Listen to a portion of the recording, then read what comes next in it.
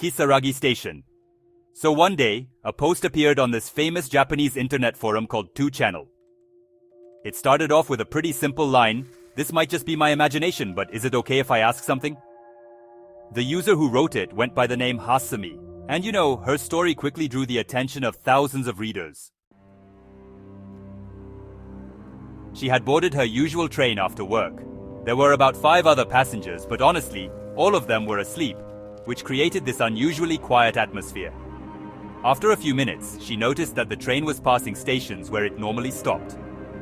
No announcements were made, and no one else seemed to react at all. Eventually, the train entered a long tunnel, one she had never seen before on her usual route. When it finally came to a stop, she stepped out onto a platform marked with a sign that read Kisaragi Station. None of the other passengers got off the train behind her. It simply stayed there with its doors closed. The station itself looked abandoned, with no staff, no vending machines, and no nearby buildings. Just faint lights and a silent tunnel behind her. Feeling confused, she began posting on 2channel for help. Readers searched the name Kisaragi, but everyone told her that no such station existed anywhere in Japan. Some wondered if she had misread the sign, while others suggested she might be in an area not listed on maps. As she waited on the platform, she wrote that she began hearing the faint sound of Tao drums echoing from somewhere in the distance. The rhythm was slow and steady, but the location was impossible to identify. Trying to find a way home, she decided to walk along the tracks in the direction she had come from. After several minutes of walking, she suddenly heard a voice behind her call out, "Hey, it's dangerous to walk on the tracks." Thinking it was a station employee, she turned around. Instead, she saw an elderly man standing about 10 meters away. He had only one leg, yet he balanced unnaturally well on the gravel.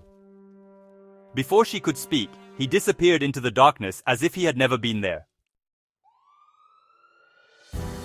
Soon after, she wrote that the Tao-like sounds seemed to be getting closer. Readers following the thread began urging her to head for the tunnel, believing it might lead to a recognizable road or another station. Trusting their advice, she made her way back and entered the tunnel. When she emerged on the other side, she saw a person standing near the exit. Relieved to see someone, she approached and asked for help. The individual offered to drive her to a safer place, and she accepted, getting into the vehicle. As they drove, she noticed the road becoming narrower and the surroundings darker. The car seemed to be moving deeper into the mountains. At first, the driver spoke casually, but as time passed, he grew silent, offering no explanation for where they were going. Humi continued posting from the car, but her messages became shorter and less certain. Eventually, she wrote that she could no longer understand where they were or why the route felt so wrong. Her final post mentioned that her battery was low and that she didn't know what to do next. After that, the messages stopped. No further posts were made under her name, and no one claiming to know her ever came forward. The original thread remains archived, leaving people to wonder whether her experience was a fabrication, a misunderstanding, or something far more unsettling. Kuchisake Ona. In 1979, the story of a mysterious figure called Kuchisake Ona, the slit-mouthed woman, spread rapidly across Japan, turning into one of the country's most talked about urban legends. She usually appears at night on quiet residential streets wearing a beige coat and a large medical mask. From far away, she looks like an ordinary woman, which makes approaching her feel harmless at first. She is said to stop people and ask a simple question.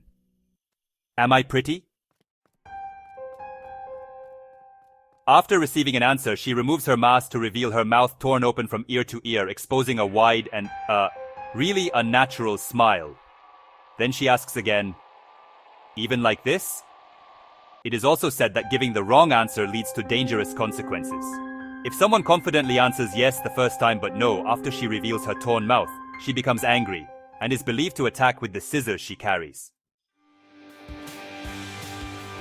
If someone says no from the beginning, she is said to interpret it as an insult and immediately chase the person at high speed. Even staying silent or trying to walk away is considered a wrong answer, causing her to pursue the person without hesitation. Many descriptions state that escaping from her is extremely difficult. She is believed to move with remarkable speed, able to run as fast as a moving car in a residential zone, which is, roughly 40 to 50 kilometers per hour. There are also various ideas about how to respond if she appears. Some people say that giving her a confusing or indirect answer causes her to hesitate, creating a brief moment to escape. Others mention that offering her candy, especially hard candy, can distract her long enough to get away. These methods are widely talked about, but none are guaranteed to ensure safety.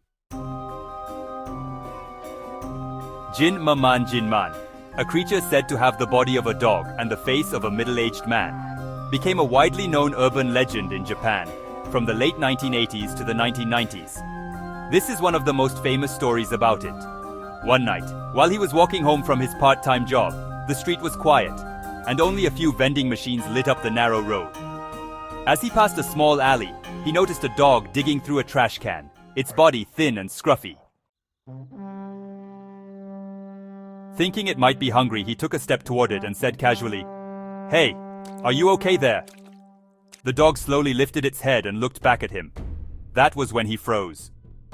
The body was a dog's, but the face was unmistakably that of a middle-aged man.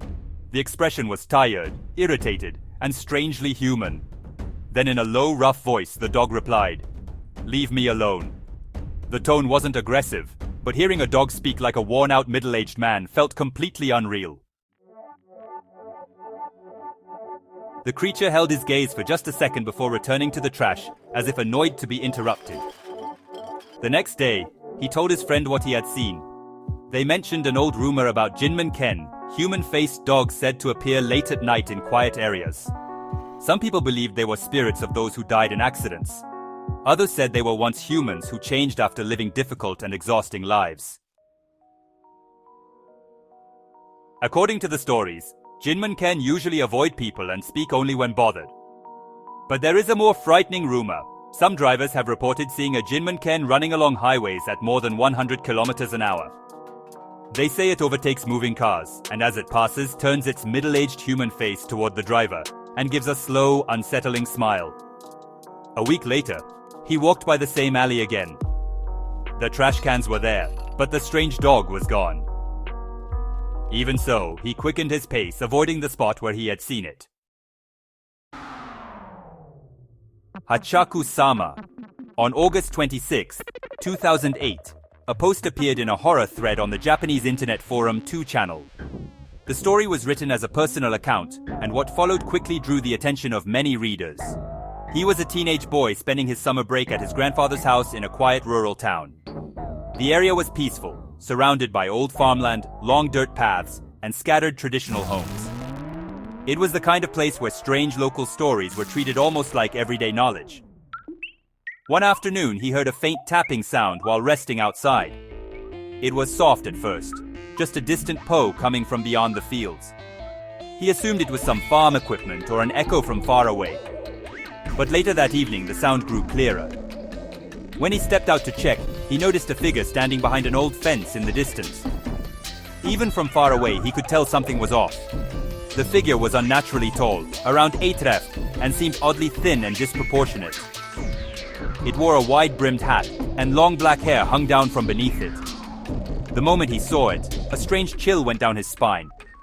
When he mentioned it to his grandfather, the mood in the room shifted instantly. His grandfather quietly explained that the town had an old legend about Hachi-shaku-sama, a female spirit known for her unnatural height and the eerie po sound she made as she approached.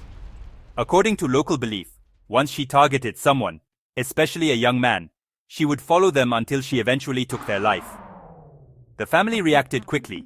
A local priest was summoned the next morning to perform a protection ritual. Paper charms were placed around the house and he was instructed not to step outside his room for any reason. During the night, he heard the sound again, this time right outside the window. The slow, hollow po felt as if she was searching for him. The priest explained that Hachi-shaku-sama could appear in many forms to lure her target closer. Some claimed she could imitate a familiar voice. Others said she could move with unnatural speed despite her towering height. By the next day, the ritual was complete, and his family arranged for him to return home as soon as possible. The car windows were completely covered, and he was told not to look outside no matter what. As they drove away, he thought he heard that faint po echoing somewhere behind the fields. Locals say that even after a successful ritual, the danger never fully disappears. Once Hachaku-sama notices someone, she may wait quietly, patiently for another.